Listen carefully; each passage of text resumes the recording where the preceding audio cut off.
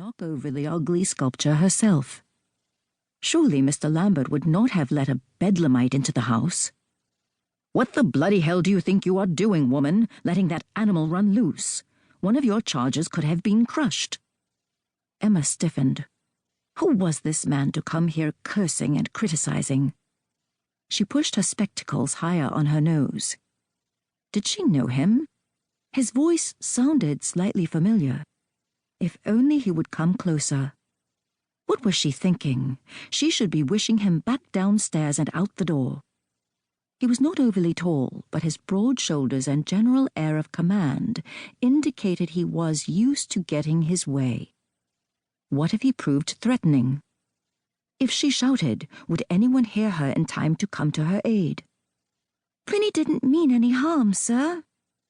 Brave Isabel faced their intruder with her narrow shoulders back, though she did step closer to Emma. "Course he didn't mean any harm."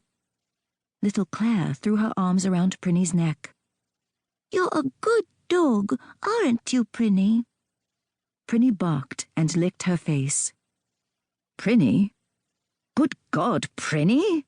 He may be a good dog, miss, but he doesn't belong racing around in here." "Sir." Emma was pleased that her voice did not waver or crack. She pulled herself up to her full, if insignificant, height.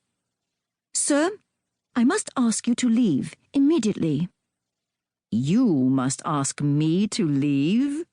Madam, I shall be telling you to leave in no short order." Emma swallowed. Lord, he was coming closer. "Isabel, Claire, come here, darlings." The man stopped.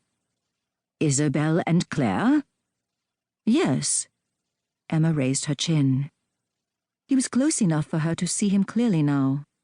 His face was sun-darkened, his curly brown hair cut ruthlessly short. He was older, stronger, more assured than the man she had last glimpsed from a distance at the late Marquis's wedding. But she knew him.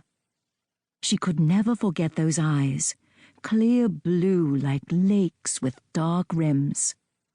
Charles Draysmith, the boy she had idolized and the man she had sighed over, had returned to Knightsdale. "These are my nieces?" Charles stared at the girls.